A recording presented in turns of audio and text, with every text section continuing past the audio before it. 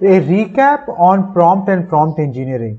The question that you ask to the LLM, it can be GPT-2, GPT-3, that is called as the prompt. Here, where is Jammed located in the solar system?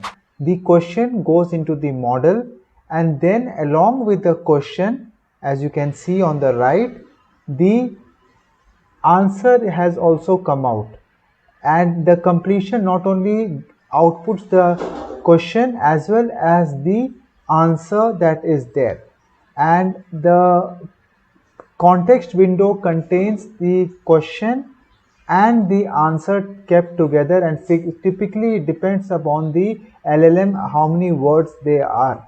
So this is the basic concept of prompt that is there. And now comes the concept of how to get a better answer, and the way you tweak your prompts to get a better answer is called as prompt engineering. Taking one example of a this particular prompt about classifying a movie here.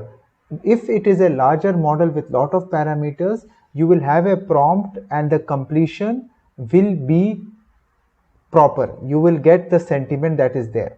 But suppose you have a smaller model like GPT-2 which has less parameters, and you give a simple prompt like this: classify this review, I love this movie, and ask the sentiment.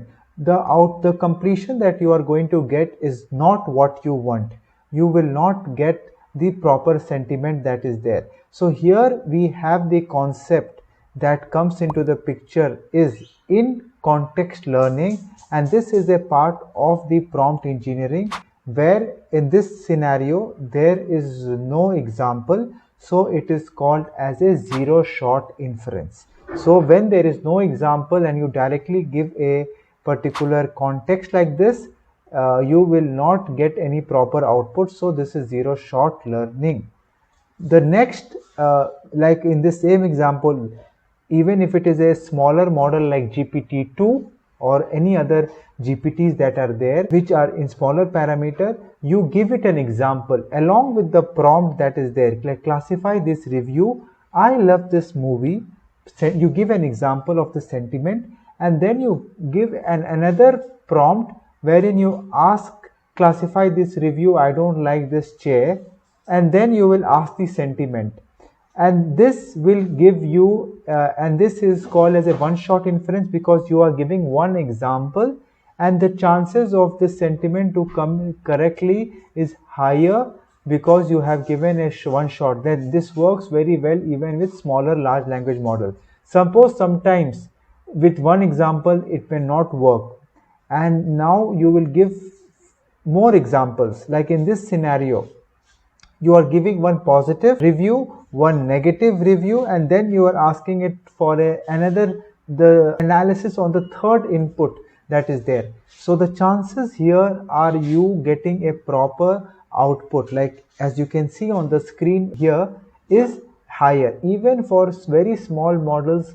like GPT-2, the pre-ChatGPT era LLMs that does not consume so much computing power will give you a proper answer. So these are examples of in-context learning and the very basic prompt engineering technique that we use for us to have a better completion. As you can see, taking all together, you can see for even for a smaller model how the zero shot without an example, one shot with one example, and the third one with multiple examples are going to give you a very good output accordingly. So you need to do prompt engineering.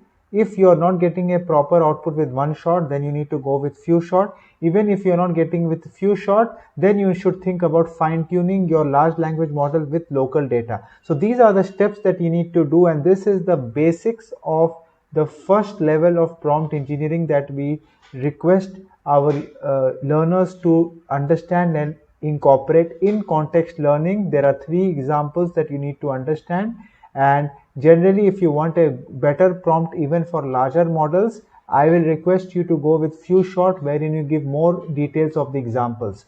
So taking all this learning, we will go to our next video where we'll dive in details about different prompt technique and use of these generative AI techniques. Have a great week.